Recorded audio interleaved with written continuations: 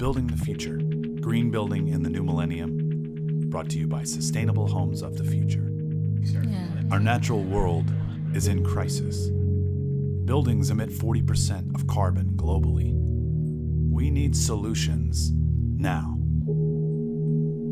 Join the conversation today.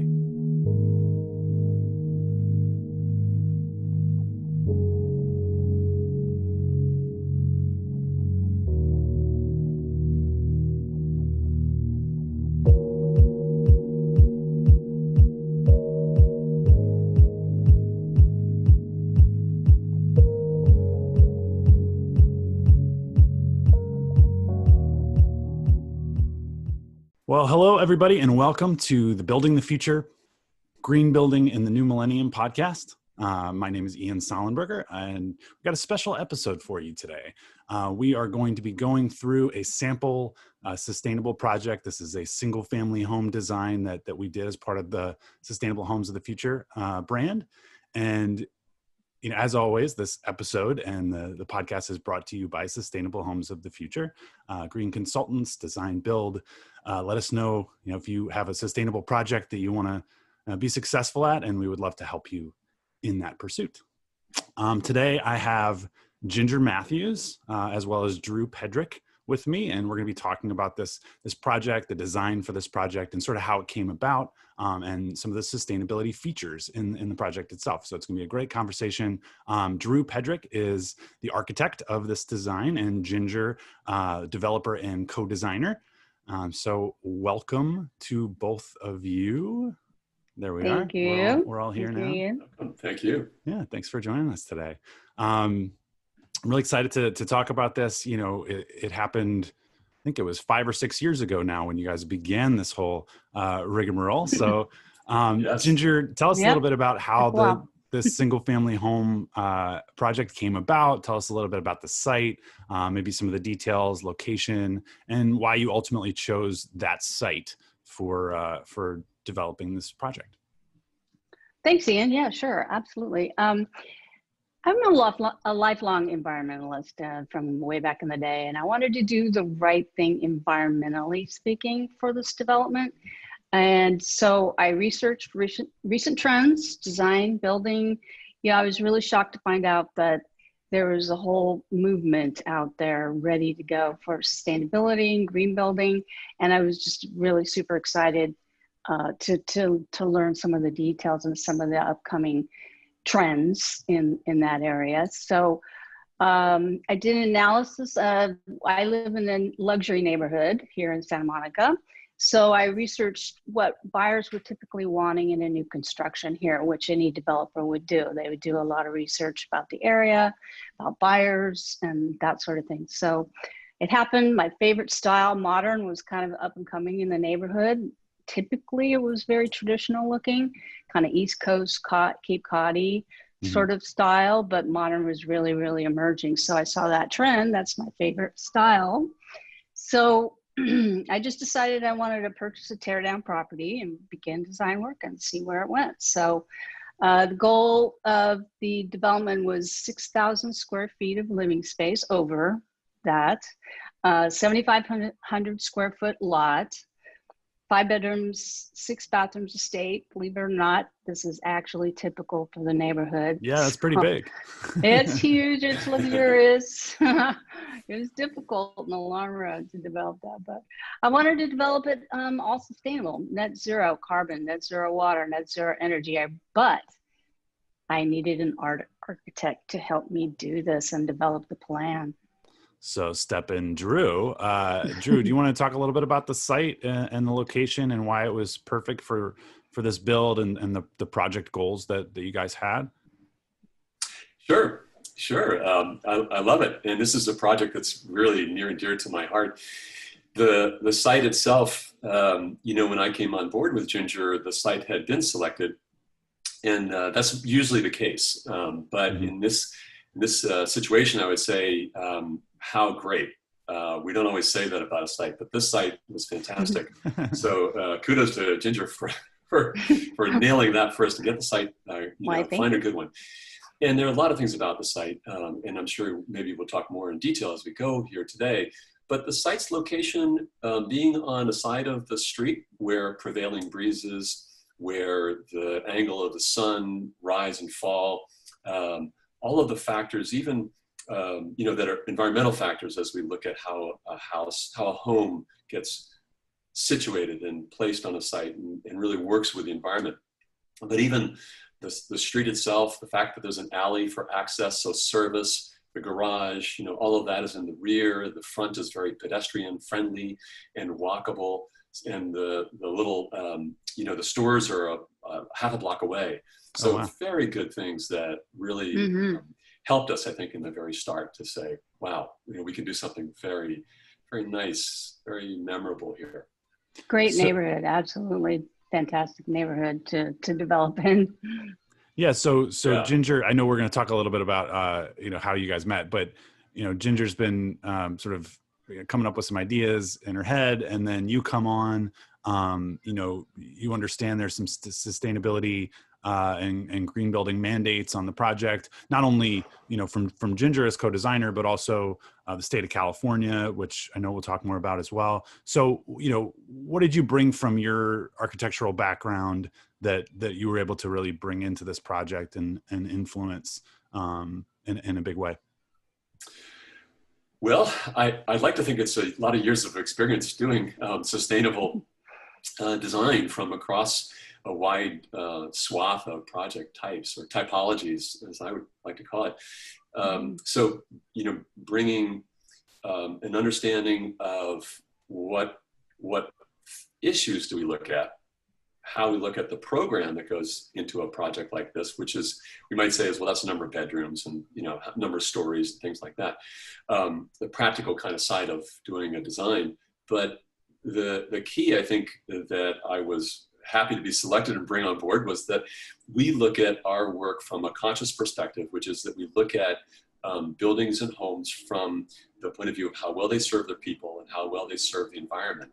And so that gets into very technical aspects and very humanistic aspects. So what I was, the initial discussions with Ginger about the project were so much, let's say symbiotic, similar goals in mind that, it just felt very natural. This is going to be a fun project and break some ground.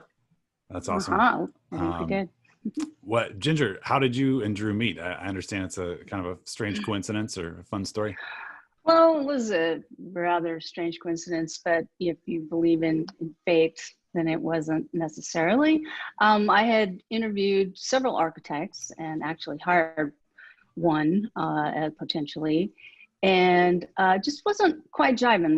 We weren't on the same page as far as sustainability goes, as far as, the mandate that we were talking about it to make this as green a build as we can possibly do. So I knew, net zero was coming down the pike in California as far as regulations, according to my research. And so we are an incredibly forward-thinking state here in California. So I wanted to do as much as possible, kind of get in front of it, do better than the mandates, better than the laws. So it just happened one day. I live very close to a Starbucks. I met Drew there. He was meeting with a client and he had all his drawings out on the table. I'm like, well, why not? I'll just strike up a conversation. And I asked a few questions and the rest is history. So we turned out to be an absolutely perfect team. So you were literally hunting for architects and you found one in the local Starbucks. Like, I like that. Boy. Found it in Starbucks. Yeah. That's Starbucks right there by the property. Yeah. It's been my method ever since. It's been so, worked so well. Work at Starbucks. Those people, like, hi, I'm an Yeah. But I also think that what was fun was, in talking with Ginger, was that I felt like we, McTigue, my architecture practice, could bring process, could bring, could help to introduce team members, to help to introduce the methodology and the how-to and the steps to take into this. So, it's a conceptual creation, but it's a really specific endeavor too, right? Create all these details and drawings and calculations, right? And Title 24, all that stuff we'll get into. But I know. It's worked. highly technical work you do. Incredible, and design beautiful as well. And Ginger, did you do, any kind of study beforehand? You said you were looking at real estate trends and kind of, market trends and things. You wanted to go with a modern feel, but as far as the program that Drew was talking about, basement, amenities, pool, things like that, where did you come up with your ideas for that? That was really an evolution, Ian. There was no set design agenda when Drew and I started working together. We pondered these questions like, should we have a basement? Should we include solar panels? At the time, it was not necessarily as accepted as it is today. Mm-hmm. And it was more expensive, a little bit more costly. So it was, always having to manage budgets and things like that. But over the course of a year and a half of development and actual doing the drawings and the engineering and everything that came with it, which I had no idea what was coming up. Drew did, of course. I was like, oh, this is mind expanding how much there is involved. But just the design of it was just evolved. There's a question on the table. Should we do a basement? Should we not do a basement? Well, there's a lot of considerations on that: cost, what's in the neighborhood, what is being developed for the general neighborhood, which is basically maximizing the square footage by putting a basement in. That was the final decision there. Yeah, because basements haven't historically been a huge thing in California. That's a recent trend. Uh-huh. Yeah. Well, there was also huge discussions in the beginning about whether we should renovate the current house. I don't know if you remember way back then, Drew, but that was the first question on the table. And we did a lot of studies on what it would take to renovate the little broken down, horrible looking, thing that should have been demoed right away. Or, that would have been a challenge unto itself. So we probably spent months just talking that consideration over.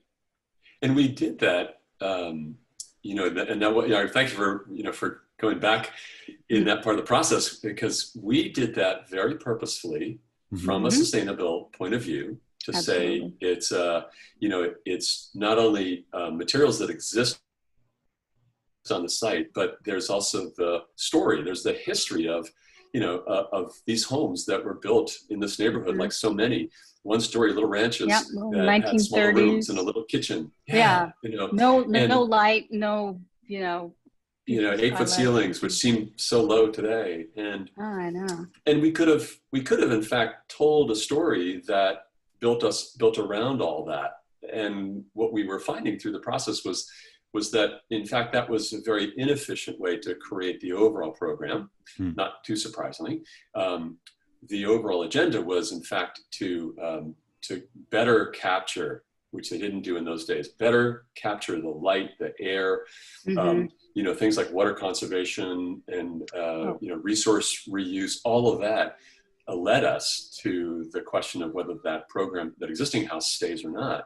And then once we decided that we're not going to keep that house, then as you two are just saying, we began to talk about going down. And Ginger, if you remember, part of going down was in these tight lots where we're constrained, where do we put the mechanical rooms? Where do we put the spaces that we'd rather not actually have in a place that takes valuable real estate? Let's go down. As soon as we went down, right? Then we realized the other side, which is so great for potential owners, is that we could add more open space, in a sense, by not just looking at it horizontally, but looking at open space vertically. So we could create we create light wells down into this lower level and drive light down in and allow for natural airflow, convection current to work, because we had created these open spaces down below where in the evening the air would be very cool, and we could take that air and bring it up through the house and cool it down. As the day went on, like a day like today in August when it's warm, we could be taking that cool air from the basement and pulling it up through the house, natural cooling. So Drew, So, kind of what you're talking about is, passive energy, right? And passive site design and passive design. Um, yes. is did you That's guys a whole do, 2-hour discussion right there, yeah, just for the one exactly. house. Yeah.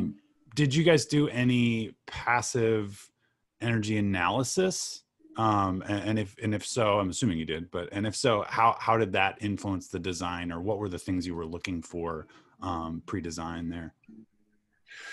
We did analysis. We did analysis from a few different perspectives. So on the back end of our analysis, we did the technical piece, which was what we would call Title 24 calculations, right? Mm-hmm. So we started with a design informed analysis, meaning we looked at it diagrammatically. We studied the site, we studied the region, we looked at we looked at prevailing breezes. We looked at all of the things that were going to deal with our energy consumption and even our water consumption and our drainage across the site.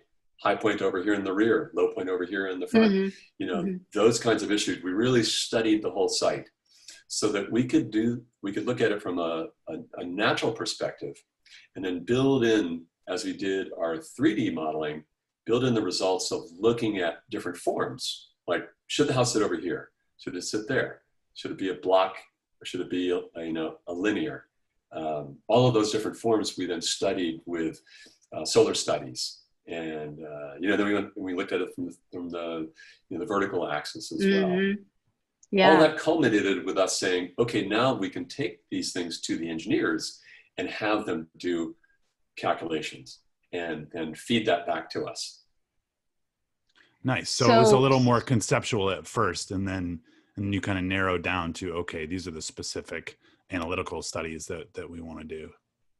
Yeah, for instance, we actually looked at whether we slice across the house, make two houses. We actually studied that for a while to say. I don't remember that part. Yeah, well, 2 houses?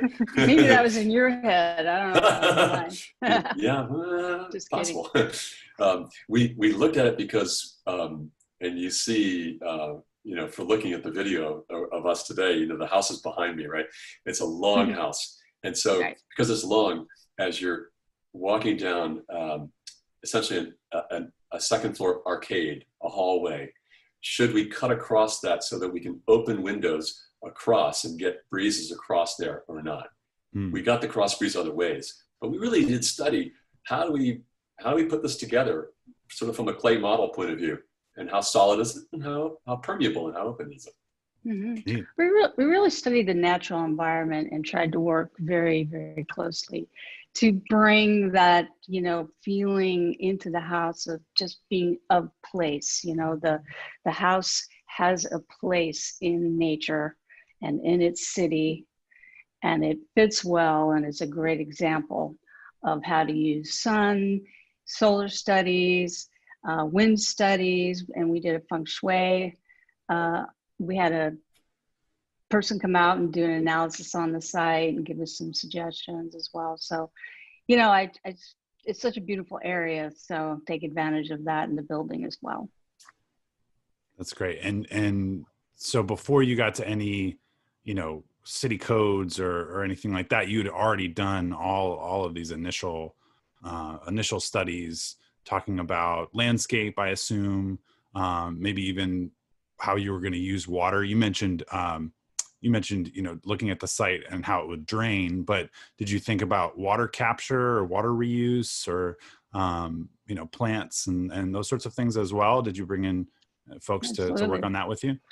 Absolutely. We hired a landscape architect who was very, very into what we were doing and very supportive of that. And Santa Monica City mandates kind of a drought tolerant, local sourced plants and that sort of thing. So we had some direction in that sense, but like I say, we wanted to push it further and do as much as possible as far as water conservation goes. So I don't know, Drew, you can talk about the greywater system a little bit that we instituted. Mm-hmm. Sure. Yeah. Well, we look at water the way we look at other resources, which which is how are we using water that's potable that we're getting out of a pipe into the house, into our homes? How are we looking at water that's coming down from the sky and raining on our property? And when we're done with our water, specifically the potable water, where does it go?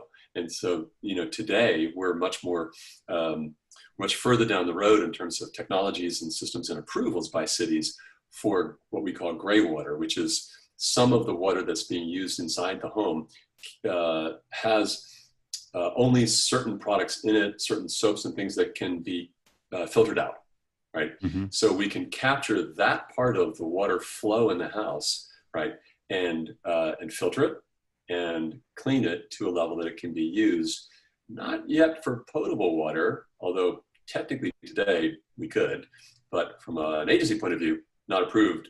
Certainly at that time we were doing this, not approved, and we could hold that for a while and then use it for our lawn, our plant watering. Not lawns today so much.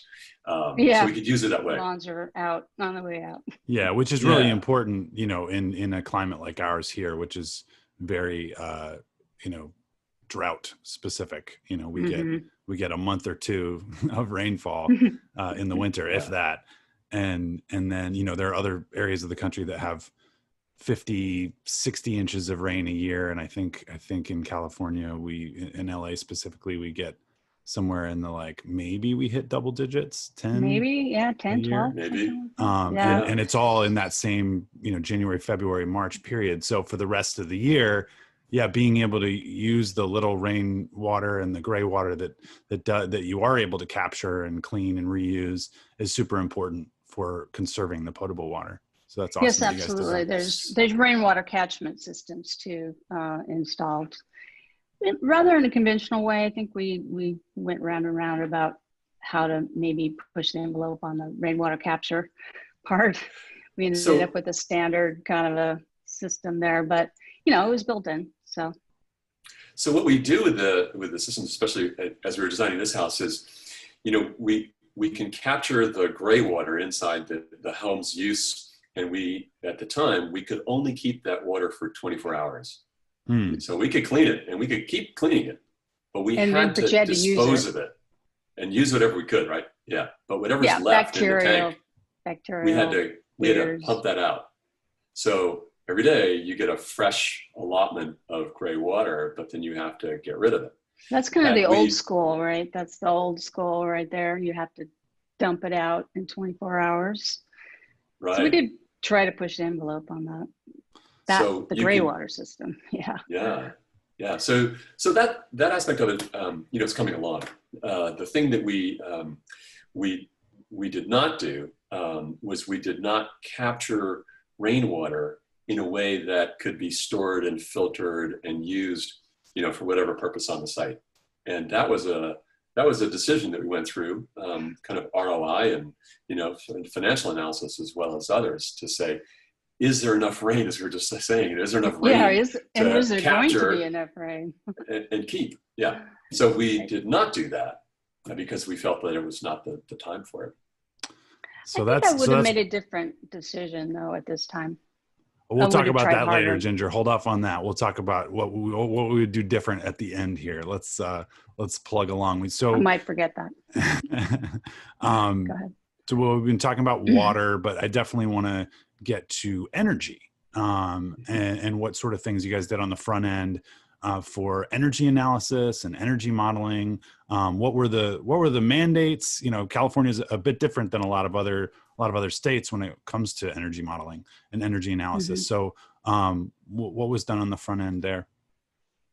Well, I'm going to ask Ginger to speak because Ginger was, in many ways, was co-designer but also client, and she was very particular about energy and what to do.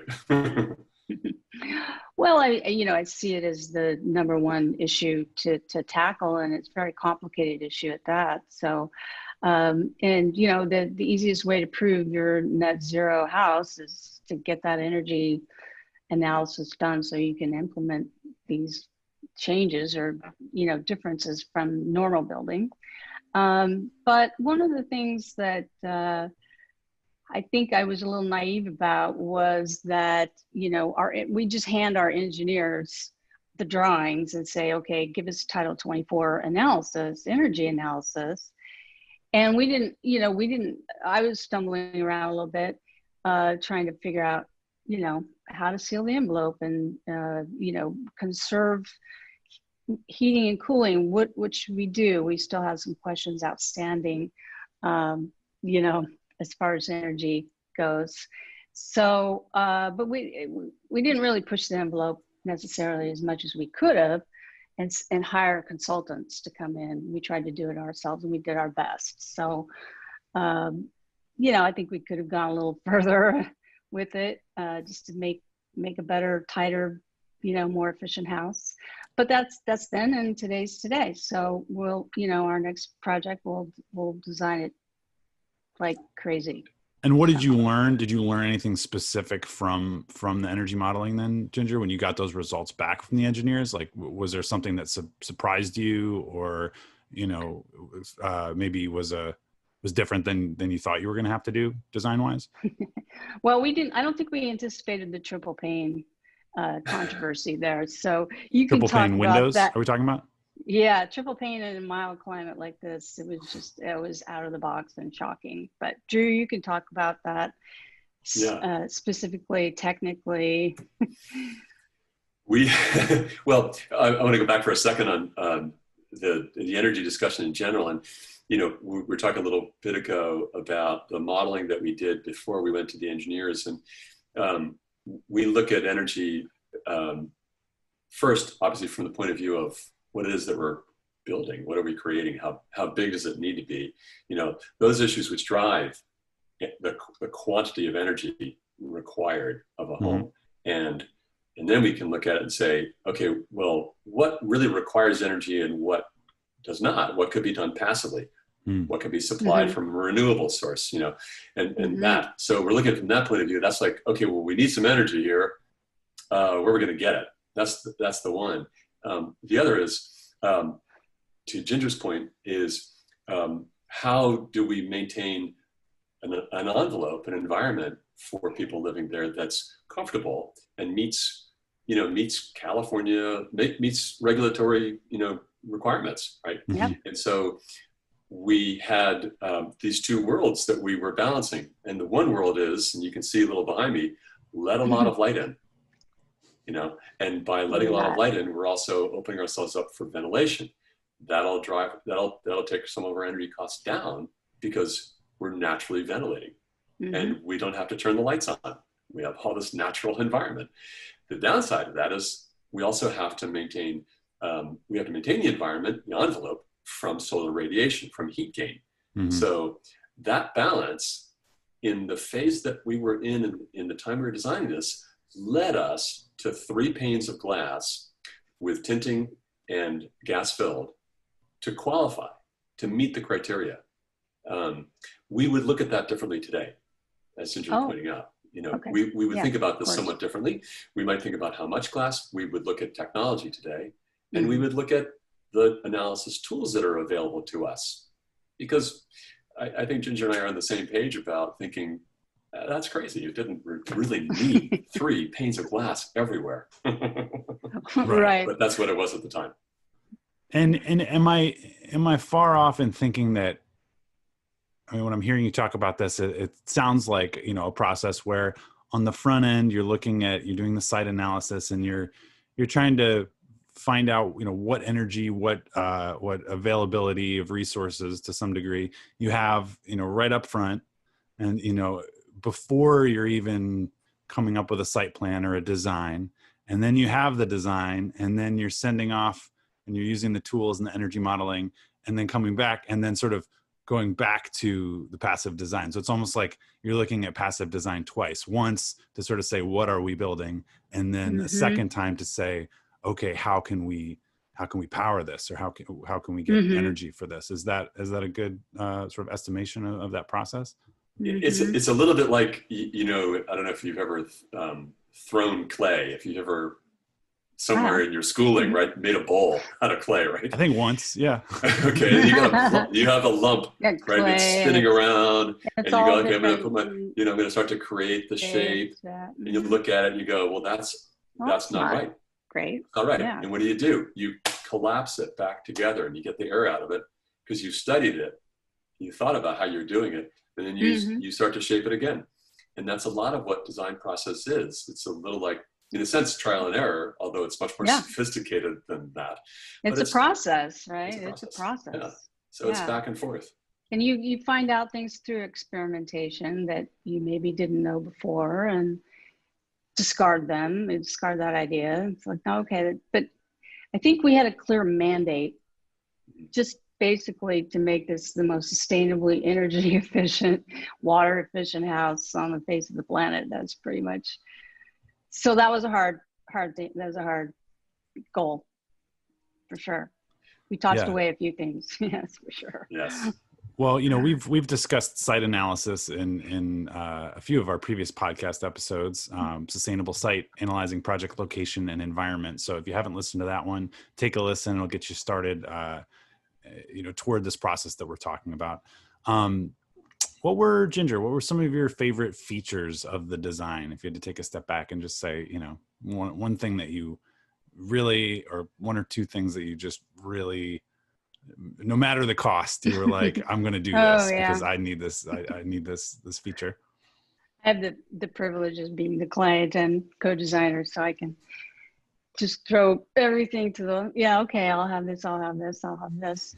Well, as we were discussing before, it was an evolution of ideas and design. And so up to the point of actually selecting the windows and selecting the actual materials for the house, energy efficient windows was one of the top priorities. And so we put a self-tinting, I don't know how else to describe it technically, but it shaded and lightened according to the heat gain and helped to passively, energy around the house. So, and I just thought it was beautiful. I thought it was the most incredibly beautiful rendering that you can see on our renderings. If you look on the website, you can see the whole project. So that was one of my favorites. And that was also, just on the exterior windows, or did you? This was I'm looking at the design behind Drew there, and I see like you can't. It looks really, like a skylight almost on top. It goes from the front door. Can you see the windows going up from the front door? Mm-hmm. And then it goes along that. Yeah, thank you very much. Along the stone wall, it goes up the stone wall, goes all the way back to the back of the house and down to the back door. So this huge expanse of self-tinting glass, triple pane, which is a pain for me, cost-wise. So, but it was just beautiful. That was one of my favorite features. And that's a design feature as well as a sort of a technology marvel in a way. It was brand new. I'd never seen anything like that before. Well, one of the neat things I think about sustainable building is that, and sustainable design is what you're saying is you get two things for the price of one, even if that price is a little bit higher. But it was energy. You get the design and the aesthetic beauty of having this really, cool architectural element, but then it also serves a functional purpose as well.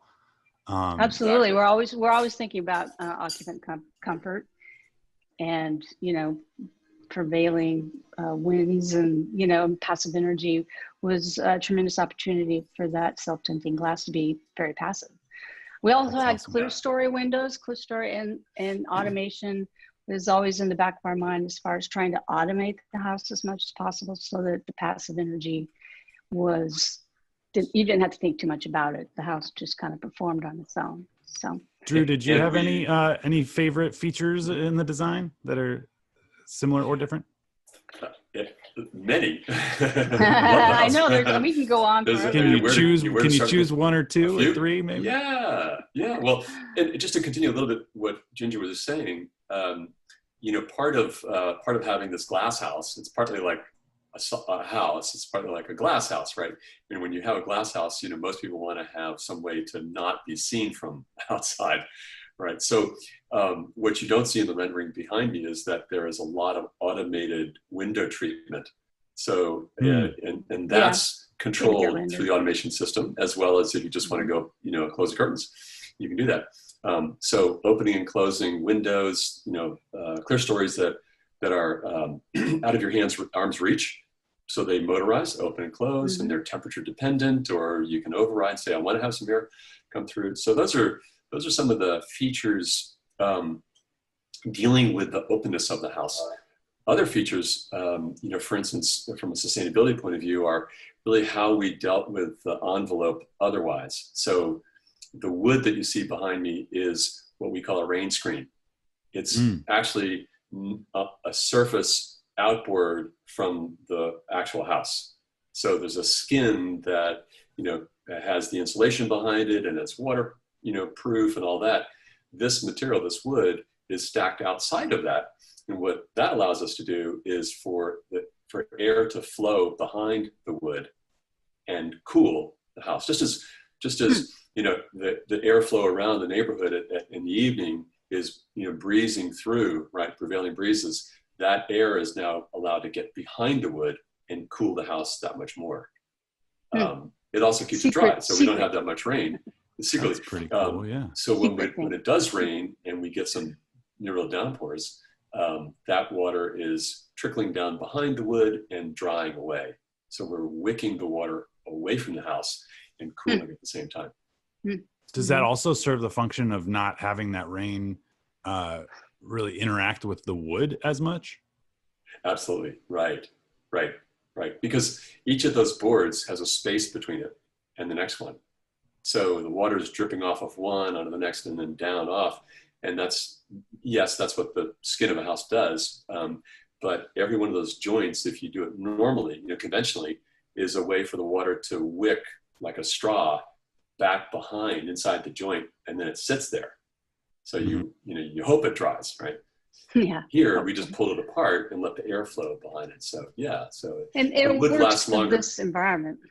Works for this environment, that's for sure. It's a dry environment here in general. Yeah, it would not work very well in a northern climate with freezing and thawing. And you have ice damming in there, and it would just pull the wood apart. Well, it's like if you go to a northern climate, you need to wear a coat, and in California, most of the time you can get away with a sweater.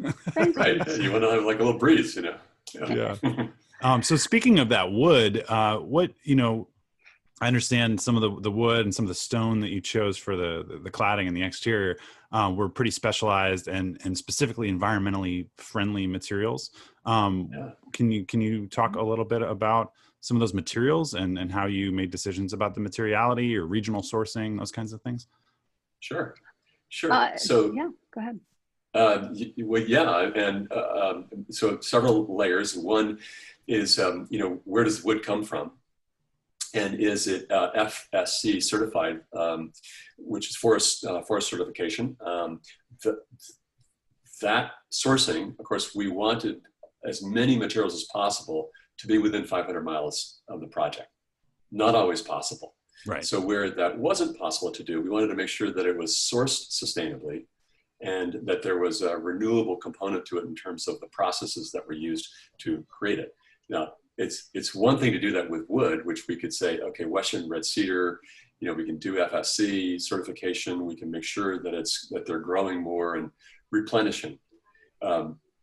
Fairly straightforward there, which we nailed that, of course, but stone is a little harder, right? You can't say, there's no FSC certification for stone, but we can say, what is a stone that takes the least amount of resources to obtain and deliver to the site? And what feels the most natural to here, and what lasts the longest in this environment, and and so we can list the factors that are the most benign for the environment. And we ended up with two stones. One was travertine, and old as time. If you're in Italy, you'll see it all over the place.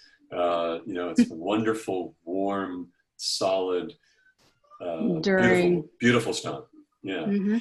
The other, which is of basically the same family, which is the limestone family, which is sourceable in the US. And there's wonderful limestones out of Texas, for instance. And so we could be outside 500 miles, but we could find a stone that was beautifully, harvested, so to speak, out of the quarries and brought to the site and used. And That's so, cool. Ginger, I'm going to ask you the same question, but I wanted to insert a little anecdote here. A year or two ago, I was in Sioux Falls, South Dakota. And if you've ever been, every single building in town is built out of granite. And that's because there's a huge amount of granite in that area. And so, it's cool that probably people weren't thinking necessarily about sustainability. They might've been thinking about just cost Just and locally logistics and saying, easier to maintain or to obtain. Yeah. Exactly. So if you're ever through Sioux Falls, every building is made, well, almost every building is made out of granite. It's kind of a neat idea of regional and local sourcing there. It's so great because it actually does seem like it's not an easy thing to do, right? To say, yeah, let's go dig a hole in the ground and find that granite because it's a big hole. And then, sawing granite is a lot harder than sawing a tree. Right? This is true. But when that's the material you have, then it makes sense. Yeah. There's also a component of trapping heat in that particular stone so that it's actually energy. It's actually part of the passive energy process is to capture the heat in that massive slab of stone so that when it gets cool at night, you're actually maintaining a more even temperature and need less, HVAC and all the stuff that we were trying to eliminate from the design, which was part of the goal. I did want to just jump back really quick and before we move forward. So we installed 5 zone heat pumps in 5 zones, speaking of energy. And so, we made a very conscious choice not to install air conditioning. So I thought maybe you could talk about that a little bit, Joe. Yeah, we actually, for a long time, we thought, let's just ventilate the house and heat it and just, just go that route. That's where we ended up, though. I don't think we changed that. The heat pumps, the thing with using the 5 heat pumps is that we actually have a built-in way to reverse the cycle, which is, going from cool to hot, and then, using that heat, blowing air over it, essentially. Now you've got hot air, warm air, and use that through the house. The process reverses, and so we can cool it. So out of the same piece of equipment, we can do 2 things. So it's a little bit of a freebie in that sense, right? So then, okay, well, we've got this piece of machinery. We're going to have 5 of them. They're discreetly located, so you don't see them very well. The zones, and very controllable. But it allows for an owner to say, "But I do want to have air conditioning, in fact," and not use the passive. That's their choice. And that's possible because of the technology. Because traditionally, you would have needed 2 different systems as far as like HVAC goes. Is that correct? Yes. And with most of the homes and most of the residences, I would say in California, like where I am today, my apartment building, we don't have any air conditioning, right? Because it's Southern California. Yeah. Wow. And so, you're right, it's on a little warm today. Too. But we have wonderful sliding doors, and we open and close, and so that allows for those cool air currents to come through when we, as we need them. So it's a sort of marginal issue as to whether or not we really want to have or need to have cooling, and so we wanted to allow for both in this home. Yeah, if you're planning on selling the home, then obviously you don't want to, cut out a big chunk of your potential demographic that would be purchasing it. Yeah. Right. And so somebody could take a control system and say, this is like in the summertime, you can set your temp high, right? So by setting it high and saying, but I want my windows to open. So, system, open and close them. You're doing that. There's no AC. But at the same time, you could, somebody else could say, set my room at 63 degrees and keep it there. And that's what you get. Yeah. Yep, technology, that's a huge subject. But also I wanted to, I don't think we mentioned too, that the entire site is powered by solar energy, on top of the passive energy strategies that we implemented. So the property would be considered net zero, which means that you're generating enough power for the number of people who live in that particular project or house. In a year, you are actually generating enough power to cover all your needs. In other words, you have basically zero need for the grid. And so that was the goal. So solar panels, per our estimations, all our original analysis was, the way we had designed the solar panels was going to cover it. We also included Tesla battery storage in the garage, looking forward to kind of where we're at more today than we were back then. That was very forward thinking. And that really does speak to what you were saying, Ginger, just now about not needing the grid at all. Because if you didn't have that battery, then you still, even if over the course of the year the net was zero, there would still potentially be times throughout that year that you would be using more energy and still needing the grid. But with that battery, you sort of circumvent the necessity of the grid, really.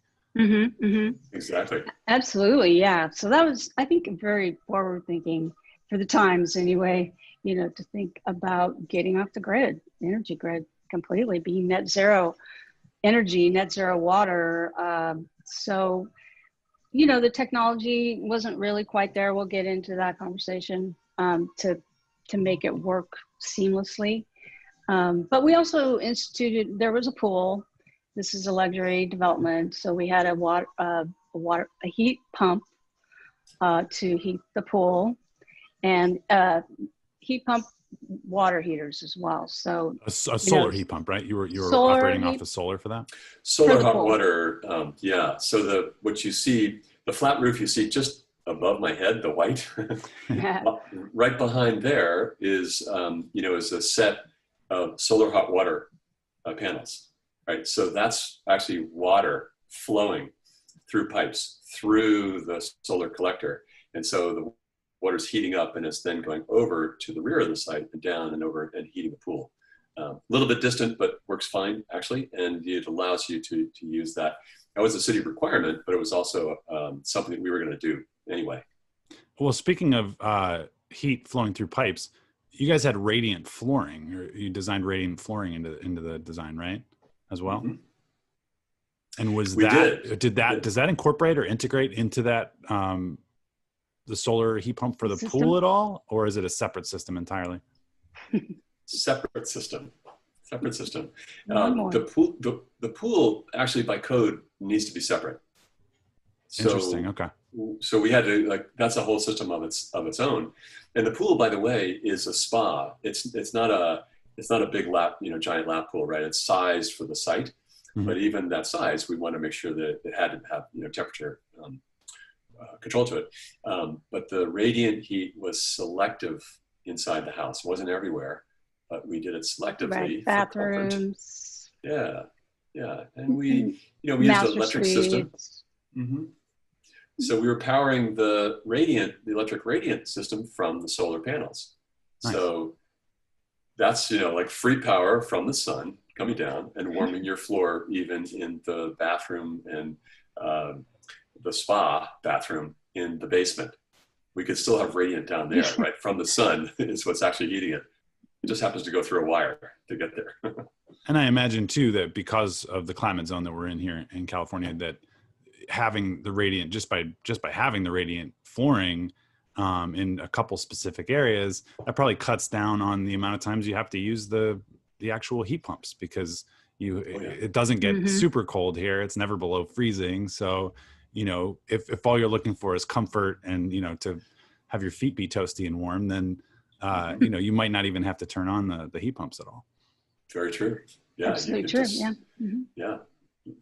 Ginger, what were some of the, the other things? We talked a little bit about VOCs and locally sourced stone and wood, but what are some of the benefits? I mean, we're talking sustainability here. So it's not just about the materials, it's also about the supply chain and some of the back end stuff when it comes to sourcing. So what were some of the things you learned about sourcing and about lowering carbon footprint during construction related to some of those materials?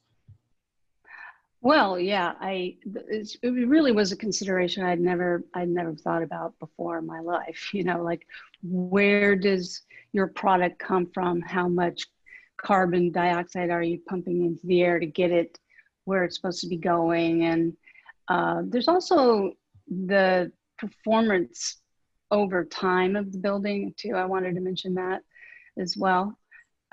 As far as sourcing goes, closer to the site, as Drew pointed out, the closest we could get was Texas, but it wasn't Germany, Right. so. Or Italy, yeah.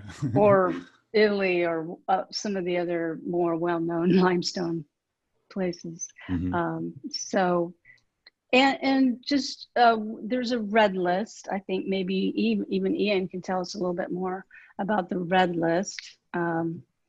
So we tried to avoid toxic materials and toxic everything from that. So Yeah, we do have a materials episode. I believe it's episode 8. So check that one out. We talk a lot about the red list in that one, as well as in our carbon episode, which was episode 7 of season 1 here. So yeah, this is kind of a fun episode to do here because we're it is conglomerating all of our ideas from the whole Tying season pieces together.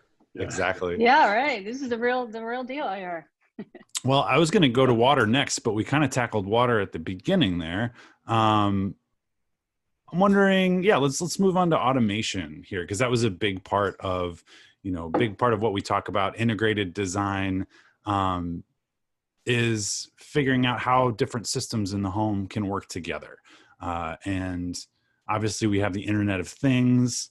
There are ways to sort of plug in and play with those devices. I won't mention any of the names because she always then responds to me in my house here. Her name starts with an A. Oh, and rhymes with listening to you. Palexa. But so anyway, just talk about where the overall vision of the automation came. Was that a function of, like I said, trying to integrate all the systems, or was it, okay, we're in a luxury market here, so people are going to want to be able to activate things, via an iPad or their phone or whatever? What were some of the considerations there? Well, both of those, absolutely. Just like I mentioned before, it's a kind of a luxury market. I think we live in an incredibly progressive area, so people would be very accepting of the automation of the house, which it's a little bit of a complicated technological marvel in a sense. So having to run around and try to do all the, the shades and the clear stories and, controlling this and controlling that would take your entire day. So as a former tech producer, my goal was to incorporate a beautifully designed technical marvel as well. That did not work out, actually. At the time, there was really no system that was able to kind of take over these brand new systems and operate them and monitor them. But that was the goal. And so there are little metering systems for, say, the greywater, so you can measure that. And I think that's the most important thing, is just being able to see what your energy consumption is, and maybe have a few automated features, security features around the property. It's on the way as far as full automation of a house like this, but at the time we were struggling to put it all together, and it was very expensive. Crestron system that we investigated. Okay, I was going to ask you actually, which ones Yeah. you sort of tried out or looked at. Well, that's really the only system out there that can kind of tackle this kind of complexity, but it's very much like IBM mainframe. You can't touch it. You have to have a technician out for every single little thing. It's very complicated. So, and expensive as well. And it looks like a big server, right? I mean, you showed me that picture of it, and it's Mhm. it's like a full like server stack almost. Server Is what it stack looks almost like. takes up a whole garage just to get the mechanical in there. Yeah. As far as keeping the house going. So I kind of identify that as old school, and, you know, Apple's and Alexa, and we'll come up with some simpler homes, you know, home connection. Open source stuff would be great. Everybody gets working on that computer code wise. That'd be great. Drew, do you have anything to add as far as those systems, or you know, what maybe you guys weren't able to explore that might be available now, or you know, how was that process as far as the automation goes for you as the architect? Yeah, there were, you know, I think that from my perspective and the work that we do for a project like this with Ginger is to, you know, our goal is essentially to end up with a project that feels very natural, that it doesn't take a lot of hard work to do something, as Ginger said, like, you know, to go around and spend an hour opening and closing everything, and then in the afternoon do it again. You know, something that supports your life or supports your work if it was an office project. So from our point of view, my point of view, it's really looking, for me, it was looking at those kinds of methods. And I think we really got far. I think we got really far along, and I think much further than many other homes at the moment we were doing this design. So that was very pleasing to me. You know, but I'd love to see us get to more intuitive control systems that are easier and take less space. And the heat load that comes from, by the way, that server stack, that's just a heat source. So thanks a lot. I know. Yeah, that's you know, true. Get rid of that. That's another consideration. So that comes along. And I think, you know, the one thing I think of that wasn't really there, and it's still formulating, and that's atmospheric water generation, which would really be great to do. And in terms of Ginger's, you know, when we're talking about water, sort of net zero water, right? That's the holy grail, so to speak, right? Is to generate our water from the atmosphere, which we can do. I'm doing some things with people right now, and have been, where we are, you know, using equipment like that. So to do it at scale for the water needs of a home, that's what I'm hopeful continues to evolve, and evolves from a cost point of view, so it's affordable to do, and then we wouldn't need the city water. That's incredible. Yeah, and our water episode was episode 5, I believe. And I think we talked, you know, in a big way about on-site use, reuse, generation of water. And then in our energy episode, we focused a lot on site, you know, energy production and capture and use. And, you know, really what we've tried to do as a podcast and as a company is say, hey, these systems will eventually, I mean, literally 10 years from now, be necessary.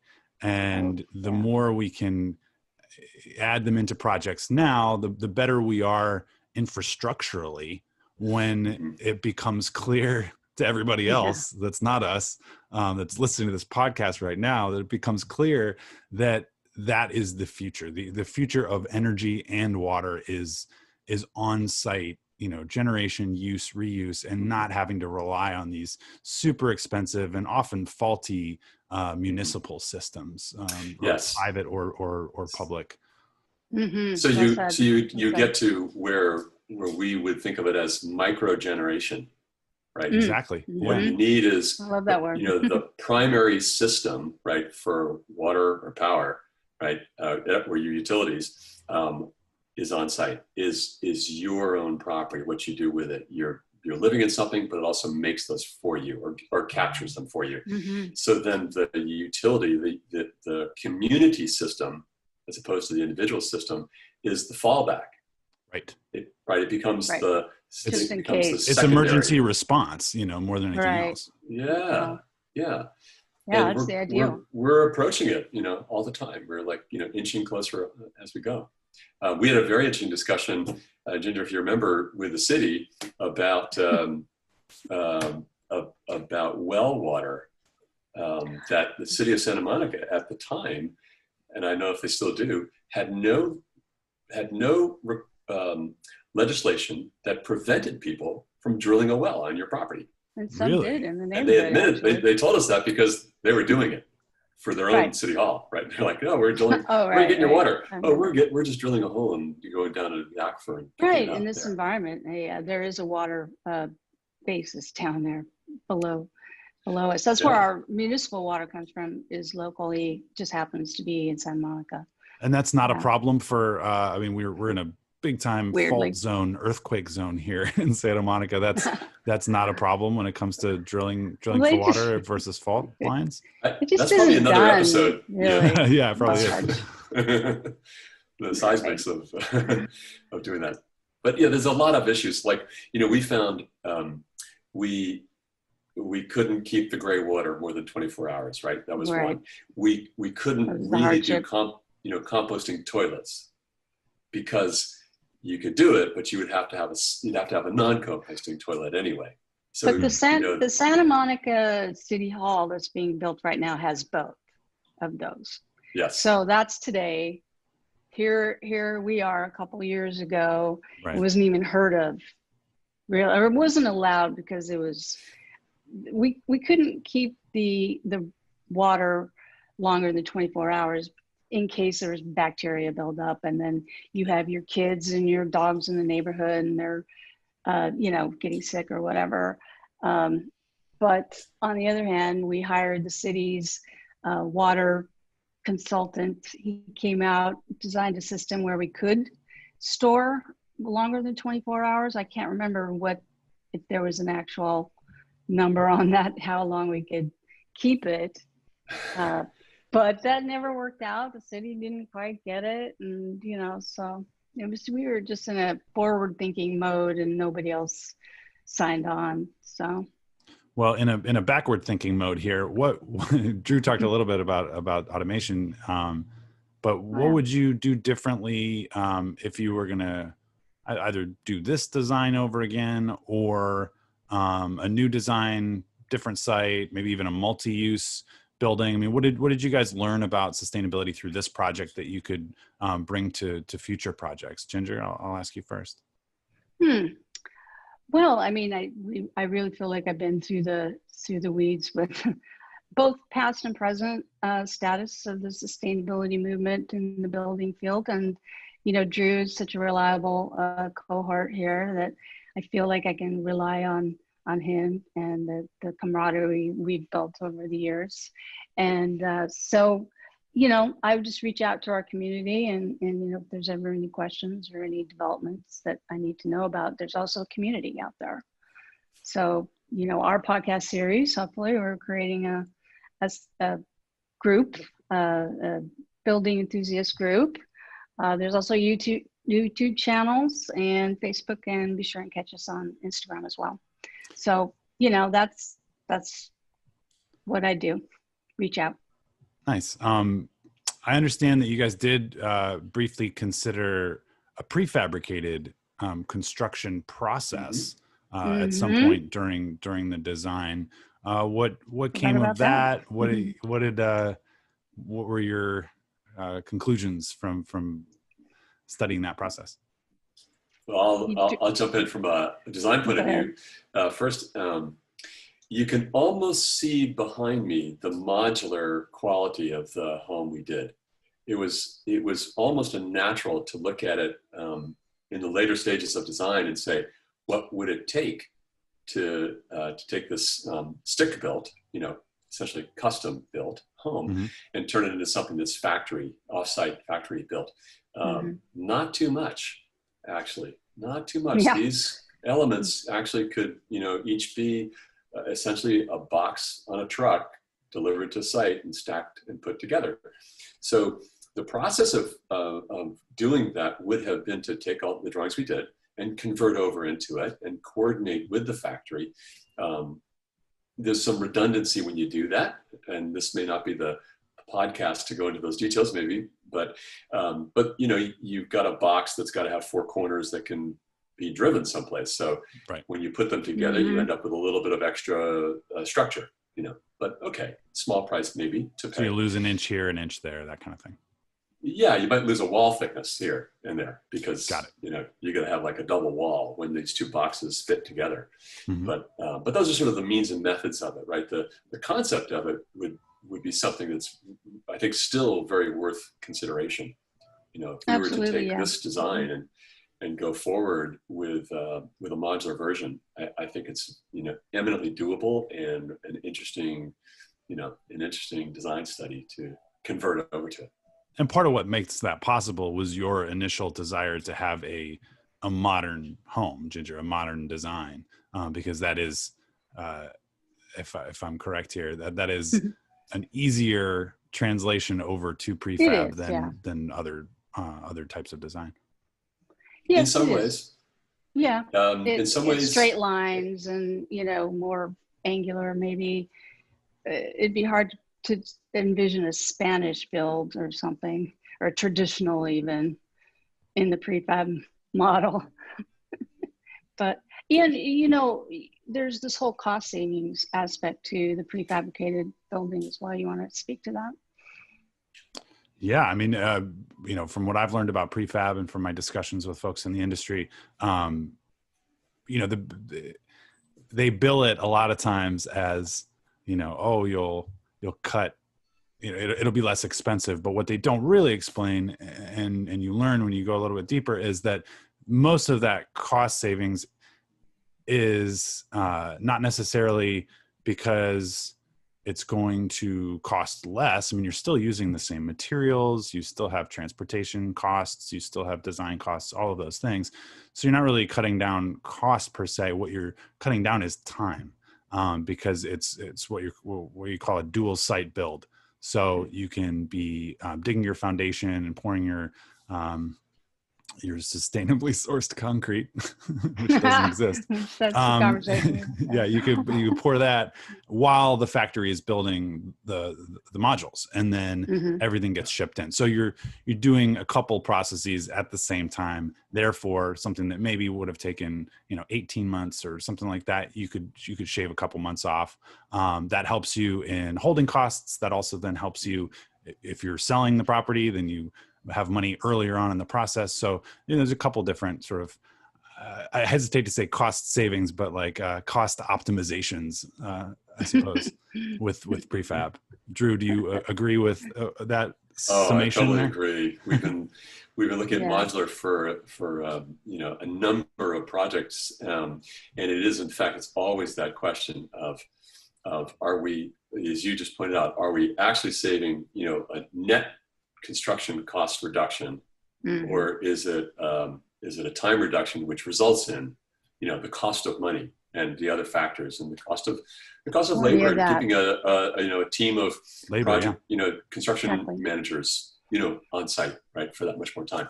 So there are a lot of reasons why it's good to do, and there are sometimes where you might say modular design is the last thing we want to do here, and we want to do a house that's, circular and fluid. And, you might say that there's a program that's like, well, less so. But this is a very good example of a project that could be done from a modular point of view. And especially in a neighborhood like this. Yeah. Yeah. What you can't really see in the image behind you are the curves that you just alluded to. There's actually a curved wall in the back. The kitchen area is a curved kitchen. So structurally, it might be a little difficult in spots to do the prefabricated model. And that came in kind of late in the design phase, really, as a question or, a consideration. We'd already kind of completed our design as a stick build. Well, I love that you're thinking outside the box, though. I mean, or inside the box, I guess. Related future projects, absolutely. Start there. Start. Yeah, I assume that now you've been through some of these hoops. You've considered some of these elements, a few years back. So to do moving forward with other projects, you've got all these tools in your belt now, and can sort of pick and choose and say, okay, because of these elements, because of this design, let's use XYZ instead of ABC. And, was there anything else, I guess, just to sort of sum up, like, what was the biggest thing you learned from this process that you would want to bring into a future development or a future build? Go ahead, Jim. Oh my gosh. Well, first of all, I think that the learning on this had as much to do with creating the working relationship, which we did, than the actual project itself. That's to me what is so important to the success of anything like this that we're doing, any endeavor. It is the people, and are they, is everybody aligned, right? Ginger, we went through some team members to see if they were the right team members, and so where we arrived was a team that we felt really good about and strong, and people had a similar set of understanding and goals. Their sort of foundation and direction was compatible and worked well, and so that's the biggest thing to me that was a carry forward. The house itself, as we've talked today, if we were to do this today, it's going to be different because of technology, because of materiality, because of codes, and the zoning. Let's say in this particular neighborhood, all kinds of factors are going to be different. That's just natural evolution in time. But having the right team together is, you can't short that. Not at all. I'm so glad you brought that up. I'm so glad you brought that up. It's a tough slog. You have to find the right team that has the right energy and the right connections and the right goals and mandates, that actually understand what we talk about when we say sustainable building. And, that was a challenge to find the right people. And, harkens back to our first episode we ever recorded called the Design Charrette, which is all about getting the designers and all the interested folks at the table in the very beginning, getting that teamwork going. I have a shorty story, and that's with the structural engineer on this project, who was a wonderful engineer. And we had, Ginger mentioned early in the podcast about doing feng shui, to do an analysis from that point of view, right? Yeah. So when David, our structural engineer, came in with the initial design, that huge glass spine that goes up and over down the whole length and down the rear, when he came to us, he said, "Okay, it's not a problem. I've got a design. So here it is." And so we looked at it and we said, David, we have a huge problem here. And what? And he said, and I said, so all that frame you have supporting the glass has these cross members to make it rigid, right? So we have a series of X's all through the house. That's terrible feng shui. Oh, yes. And he said, "Oh my God. Oh my God, you're right." He got it. So he, a structural engineer, knew that was something not to do. And he said, "No problem. We're going to make moment frames out of this. It's going to be rigid."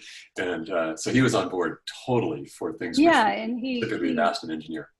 He went with some of our bigger demands, or, maybe out there kind of demands. He knew exactly what we were talking about. And that's coming back to a great team. We just had the most spectacular engineers and structural people and advisors. I mean, it was just amazing how everybody, was on the same page. Took a little while to filter through everything, but it's worth it. I was going to say too, I mean, getting the team together is step one. I assume communicating the, project goals and sort of the overall vision is definitely step two. Talking things out, talking issues out. Yeah. Both technical and design. And coming up with new ideas and innovations. That's how marrying it all together. That's how this whole space, that's how green building began, was people saying, we can do this in a better way. I've got an idea. Let's try it. Yeah. Yep. Yep. That's right. Have a vision. Exactly. And people who share roll with it. Take your time and roll with it and do the best you can. And sometimes, the vision is a kernel of an idea, and you really don't know where it's going. For me, right? So there's a lot of trust in this. And to Ginger, I always like to say, thank you for trusting, because you did a lot of trusting there. I did a lot. We took a concept and made it real. Yeah. What a journey. What a journey. I'm such pleasure to be on that journey with you. So, Well, it was a pleasure to have you both here today. You've both been on the podcast before, so hopefully our listeners will recognize your voices and or faces from previous episodes. But yeah, it's been super fun just kind of hearing the back and forth, hearing, you know, the vision and how it was executed, and really appreciate you guys having time. If anybody's listening wants to check out an animated version of the rendering behind Drew there, you can go to our Sustainable Homes of the Future YouTube channel, and you can check it out. Too. And it's on the website. It's on the website as well, shfbuild.com or sustainablehomesofthefuture.com. Check us out at SHF Build on Facebook and Instagram. And happy building to everybody that learned something, hopefully, from today's discussion. And thank you both. Thanks for joining us. We appreciate your participation. Thank you as well. Thank you very much. Have a great day, everybody. Building the Future, Green Building in the New Millennium, brought to you by Sustainable Homes of the Future.